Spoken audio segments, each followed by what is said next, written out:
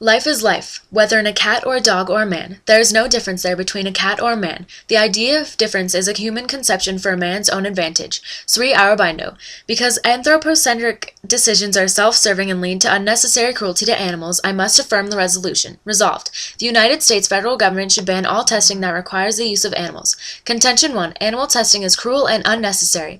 The U.S. began blinding and poisoning tests in the 1920s, and these horrific experiments continue today. The Humane Society of the United States estimates that as many as 20% of the U.S. companies test on animals, and about 25 million vertebrate animals are used in research each year in the U.S. Practices that would usually be considered cruelty to animals and punished with fines and jail time can be legally carried out by scientists and laboratories.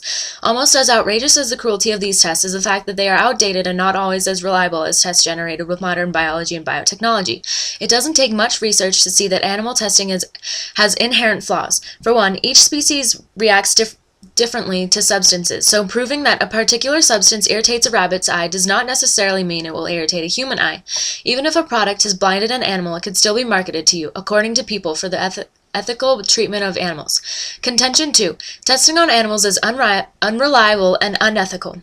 When debating whether testing drugs on animals is ethical, one of the main arguments is that it has helped alleviate the suffering of people through the medical advances made in testing labs. That is not the case at all. Not only has animal experimentation morally wrong, but many of its failures have actually negatively affected people. One example is the failure of animal testing is the drug thalidomide from the 1960s. According to the organization Animal Friends Croatia, scientists had created thalidomide to help stop morning sickness for pregnant women. Even though it was tested on many species of animals before it could be purchased, it caused an estimated of 10,000 birth defects and thousands of fetal deaths worldwide. Many of the babies suffered from falcomia, a disease that does not allow their limbs to develop correctly. According to the research done by Dr. John J. Pippin and Dr. Christy Stoic, advertised drug reactions are responsible for 2.2 million hospitalizations and 106,000 deaths annually. They conclude that many of these instances could have been eliminated with more human-specific drug testing. Of course, I'm not advocating testing on animals. I'm merely pointing out the obvious risks involved when relying on animal experimentation. Putting aside the fact that testing chemicals on animals with a different body chemistry is an inherently flawed system, it is also morally wrong. While you can argue all you want about the potential for medical advances, it does not stop there.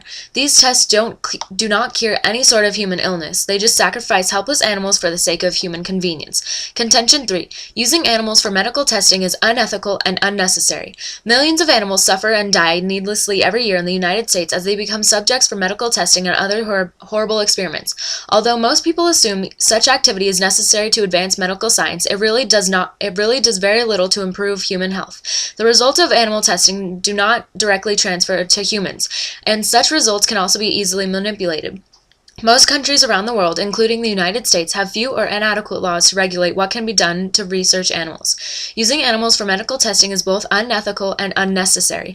True medical progress demands adopting nonviolent methods of scientific investigation. Each year, more than 100 million animals, including mice, rats, frogs, dogs, cats, rabbits, hamsters, guinea pigs, monkeys, fish, and birds, are killed in the U.S. laboratories for chemical, drug, food, and cosmetic testing, biology lessons, medical training, and curiosity-driven experiments. Before their death, some are forced to inhale toxic fumes, others are immobilized in restraint devices for hours. Some have holes drilled into their skulls, and others have their skin burned off or their spinal cords crushed.